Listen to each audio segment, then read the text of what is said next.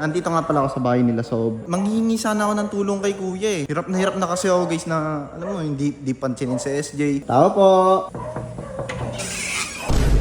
Papatulong sana kasi ako about kay SJ.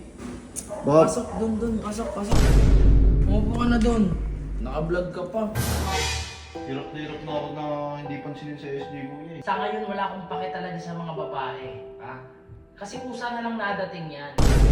Ayan, ganyan, hindi ka nakikipag-away, nakikipagtalo sa mga ganyan. Tsaka si SJ, pansinin mo, hindi mo pansinin yun, mabuting tao yun.